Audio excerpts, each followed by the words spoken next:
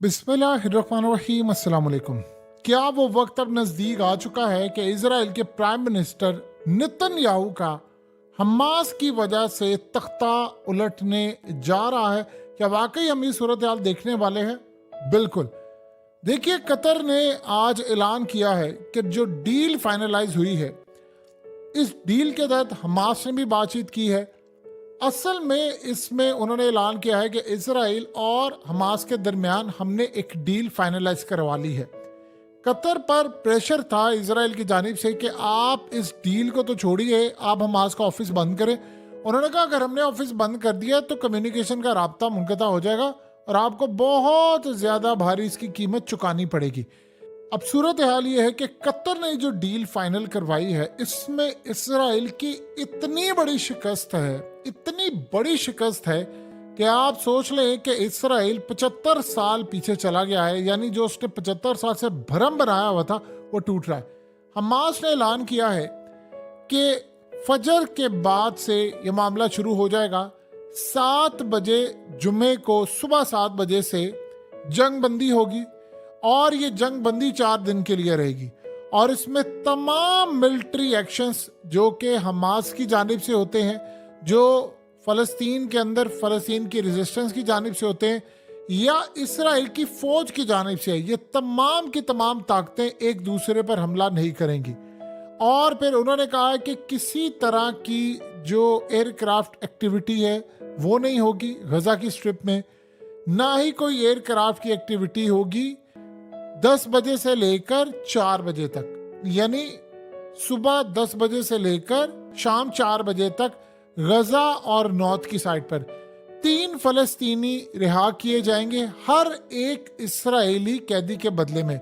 4 दिन के अंदर 50 इस्राएली कैदी रिहा होंगे, जिनमें औरतें हैं, बच्चे हैं, यानी खवातीन हैं जो कि 19 साल की एज के अंदर है। ये सबसे ज्यादा अहम तरीन पॉइंट है कि उन्होंने काम ये किया है। देखिए, इसराइल को ये जो रिहा होने वाले लोग हैं, ये असल में क्यों नहीं चाहिए आगे चलकर आपको बताते हैं। फिर उसके बाद उन्होंने कहा कि 208 ट्रक, यानी जो इमदाद के ट्रक्स हैं, मेडिकल सप्लाई हैं, वो आएंगी और उनको नहीं रोका जाएगा।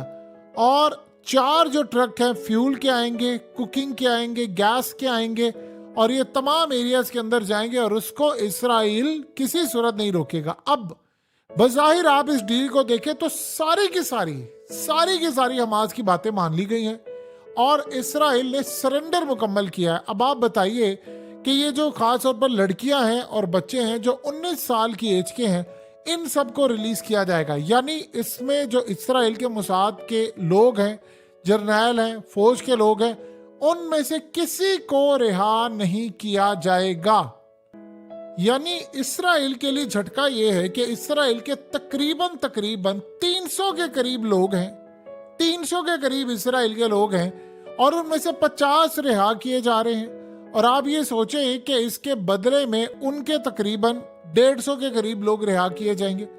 अब सोचे जरा कि ये जो लड़कियां और बच्चे हैं ये रिहा किए जाएंगे, इनका इसराइल को कोई जरूरत नहीं है। सिर्फ ये सूरत हाल है कि पीछे प्रेशर बहुत ज्यादा उन पर पड़ रहा है। सुबह 7 बजे से डील फाइनलाइज होना शुरू होगी।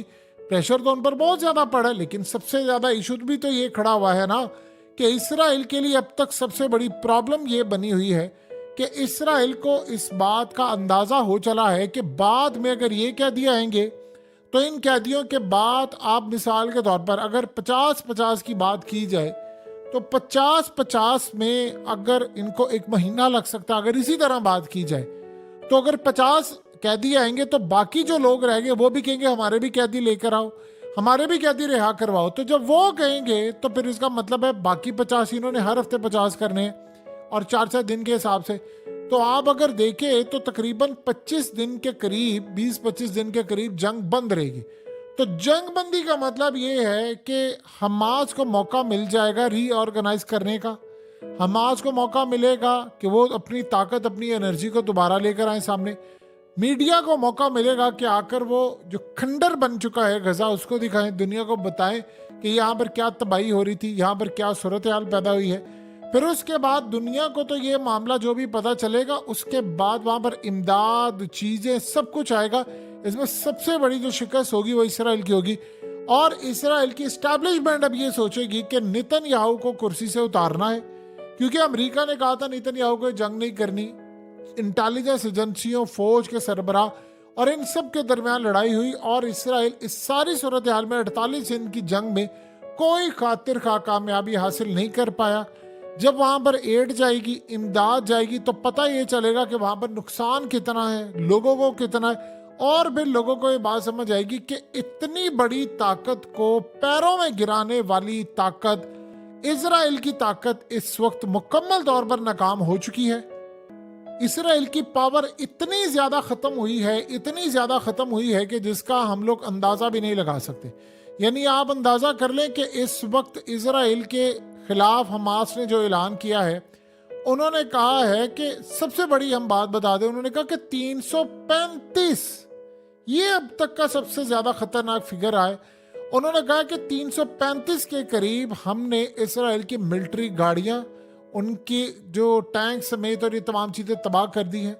उन्होंने कहा कि 33 गाड़ियां थी जो कि सिर्फ 72 घंटों में तबाह हुई हैं, और पिछले 3 दिनों में हमने इतने ऑपरेशन किए, इतने ज्यादा ऑपरेशन किए, जिसमें इसराइल के फौजियों की अक्सरियत जो है वो इस दुनिया से रुखसत हो चुकी है।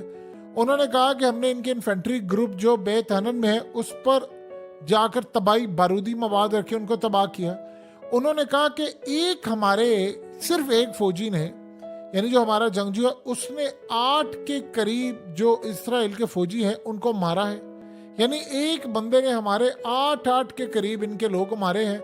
और फिर साथ उन्होंने कहा है कि इसराइल की जो फौज के बहुत सारे लोग हैं वो टनल्स में आए, हमने उनको तबाह किया है, और उसके साथ साथ उनके बहुत सारे जो फौजी हैं वो हमारे हाथ लगे हैं। अब आप ये देखिए कि बहुत सारे फौजियों को मारा, बहुत सारी चीज़ें उन्होंने तबाह की, और सबसे बढ़कर उन्होंने कहा कि हमने इस लड़ाई को, ये जो दुनिया को बता रहे थे कि हम गजा के हार्ट में पहुंच गए हैं, हम गजा के अंडर चले गए हैं, बिल्कुल इनसाइड जाकर हमारी लड़ाई हुई है। उन्होंने कहा जी हमने बॉम्ब मारा है, मशीन गन से हमला किया है, उसके बाद इनकी मिलिट्री व्हीकल पर, और इसके साथ साथ सबसे बड़ी बात यह है कि हमने एक एक दिन में कई इनके फौजी मारे, और इनको इतना ज्यादा नुकसान हुआ है, इतना ज्यादा नुकसान हुआ है जिसकी इंतहा नहीं। अब हम इस सारी सूरत हाल में बता देना चाहते हैं कि हम इस वक्त बहुत बेहतर पोजीशन में है कि इन पर हमले किए जाएं। अब आप सोचिए जरा कि इतनी बड़ी तादाद के अंदर अगर इसराइल की तबाही हुई है, उनके फौजी मारे गए हैं, तो उसके साथ साथ ये जंग बंदी हमास के साथ हुई है, ये लेबनान के साथ नहीं हुई, या जो अमेरिका के मिलिट्री बेस पर हमले हो रहे हैं या होने वाले हैं वो इस डील में शामिल नहीं है। तो आप बताइए कि अगर मामला यहाँ तक पहुंच चुके हैं, अगर लड़ाई का लेवल ये आ चुका है, तो इसका यह मतलब है कि इसराइल को भी बहुत ज़्यादा नुकसान उठाना पड़ेगा। और इसराइल को अगर नुकसान उठाना पड़ेगा, जो अगले मरहले में उनको अब नुकसान उठाना है, इसके बाद बारी आएगी नेतन्याहू की। देखिए इस जंग में 4 दिन है, जो बाकी कैदी हैं वो कहेंगे कि जी उनके घर वाले हमें भी रिहा करवा कर दें, ये करें। अगर 20 दिन 25 दिन इसी तरह जंग बंदी रहती है तो नेतन्याहू की तो कुर्सी टूट जाएगी, उसको तो घर जाना पड़ेगा, क्योंकि फिर अवाम प्रेशराइज करेगी कि अगर सुकून हो गया है, लड़ाई खत्म हो गई है, जो कि पूरी दुनिया के मफाद में है, तो इस लड़ाई को खत्म करें। क्योंकि इसराइल अब ये समझ रहा है कि अगर यहां से मैं किसी भी तरह से जंग नहीं जीत पाया और यहां पर मामला ठप पड़ जाता है, तो क्या होगा, फिर दोबारा कभी मेरे हाथ में चीजें नहीं आएंगी। नंबर 1, इसको पूरी तरह बैक करेगा, सबसे ज्यादा इसको जो बैकिंग मिलेगी वो रशिया से मिलेगी। रशिया इनको इतना मजबूत कर देगा, हमास को इतना मजबूत कर देगा कि अगली दफा उनके पास ऐसे डिफेंस सिस्टम होंगे जो पूरी तरह हिलाकर रख देंगे इसराइल को, अगर वो यहां से पीछे हट गए। नंबर 2, पूरी दुनिया में इसराइल की ताकत खत्म, उनके हथियार, मिसाइल, जासूसी के हालात, सारा उसका भरम खत्म।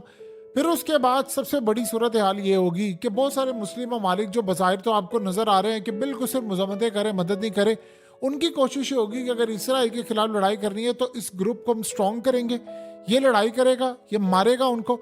और फिर उसके बाद आप ये देखिए कि चाइना और रशिया ऐलान करेंगे हम मदद करेंगे, गजा की कंस्ट्रक्शन करेंगे, हमारी कंपनीज वहां पर आएंगी। जब वो वहां पर आएंगी तो इसराइल का जो प्लान है कि पूरे के पूरे गजा को हड़पना, वो प्लान मुकम्मल तौर पर नाकाम होगा। यानी आप ये देखें कि कुल मिलाकर इस सारी जंग के अंदर अगर 15-20 दिन की जंग बंदी और ये तमाम चीजें होती हैं तो इसराइल का इसमें सबसे ज्यादा नुकसान है। ये जंग बंदी अगर हो रही है तो वो हमास की मर्जी से नहीं हो रही, वो इसराइल की मर्जी से, क्योंकि अब तक तो इसराइल तैयार नहीं था तो जंगबंदी नहीं हुई थी। तो जब वो तैयार हुआ तो जंगबंदी तो उसकी वजह से हो रही है। ये बात एड और ये तमाम चीजें देखिए, अभी तो सूरत हाल ये है कि लोग ये कहेंगे कि ठीक है 4 दिन तक कोई मिसाइल नहीं लगा, कोई चीजें नहीं लगी, तो फिर आप इस जंगबंदी को खत्म ही करें ना। इसराइल के अंदर भी ये डिमांड होना शुरू होगी। जब इसराइल में ये डिमांड होना शुरू होगी तो इनके लिए फिर मसाइल और ज्यादा बढ़ेंगे। यानी इस वक्त इसराइल बैकफुट पर मुकम्मल तौर पर चला गया है।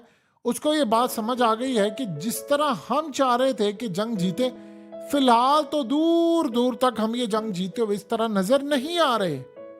देखिए यहां एक बात ध्यान में रखिएगा, अभी सबसे बड़ी बात है कि जब ये जंग रुक जाती है तो सबसे ज्यादा मसला क्या पैदा होता है? सबसे ज्यादा मसला और इशू ये पैदा होता है कि इस जंग के बाद नेतन्याहू के खिलाफ वॉर क्राइम्स खुल जाएंगे, केसेस जो उसने किए हैं, जो यूनाइटेड नेशन, और इसमें याद रखिएगा रशिया और चाइना इसको खुलकर बैक करेंगे, क्योंकि अगर आज उन्होंने यहां पर बैक नहीं किया तो फिर मामला क्या होगा। अब सवाल ये पैदा होता है कि इसराइल के पास एग्जिट प्लान क्या है। बज़ाहिर अगर आप देखते हैं और हम देखते हैं तो इसराइल के पास कोई एग्जिट प्लान नहीं है। यानी यहां से वो क्या करेंगे, अगर लेट से वो यहां पर पूरी जंग बंदी होती है तो ये तो फलस्तीन और हमास की बहुत बड़ी विक्ट्री है। यानी आपने इसराइल को, एक न्यूक्लियर ताकत को आपने हरा दिया है, और आपने इतनी बुरी तरह हरा दी कि जंग बंदी पर चले गए। लेकिन इसकी एक और भी सूरत हाल है कि अगर इनके प्लान से यहाँ पर रुकने तो नहीं वाले, ये तो इतनी आसानी से नहीं रुकेंगे। अगर ये जंग बंदी इन्होंने रोक दी है तो इसका ये मतलब है कि अगले मरहले के ऊपर ये तबाही उरूज पर जाने वाली है। यानी ये बहुत बड़ी तादाद में उरूज पर जाने वाली है लड़ाई, और अगर ये दोबारा शुरू होती है तो इसका सारे का सारा इल्जाम इसराइल पर आएगा। मजीद उनके खिलाफ नफरत पैदा होगी और लोग अब डिमांड करेंगे, जब 4 दिन वो सुकून के देख लेंगे, वो कहेंगे कि नहीं, आप अगर इस सूरत हाल में 20 दिन भी देख लें तो वो कहेंगे कि नहीं, इसको रोको, अब इसराइल को रोको, क्योंकि वो हमला कर रहा है। देखिए हमास ने तो जो करना था वो कर लिया।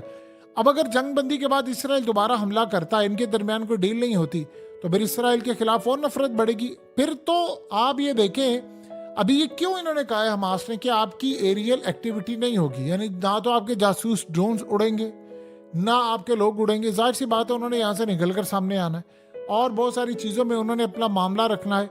तो ये वो चाहेंगे कि जो तबाही हो गई है, असल में इस वक्त इसराइल के अंदर तो डिस्कस ये हो रहा है कि हम 4-5-6 दिन बाद इन गजा के लोगों को निकाल दे, कुछ को अमेरिका, कुछ को ऑस्ट्रेलिया, कुछ को कहाँ, कुछ को कहाँ, सारे लोगों को कहीं ना कहीं हम भेजना शुरू करें। लेकिन वो प्लान अगर इनका नाकाम हो गया है तो बताएं वो कहाँ पर खड़े होंगे, अपनी आवाम को वो क्या बताएंगे, लोगों को वो क्या बताएंगे कि हम क्यों नाकाम हुए। यानी आप ये सोच रहे हैं कि जिस चीज़ को वो हमेशा से छुपाते आ रहे थे कि हम ये बात करेंगे, हम ऐसे मैनेज करेंगे, अब वो सारी की सारी सूरत हाल तो उनके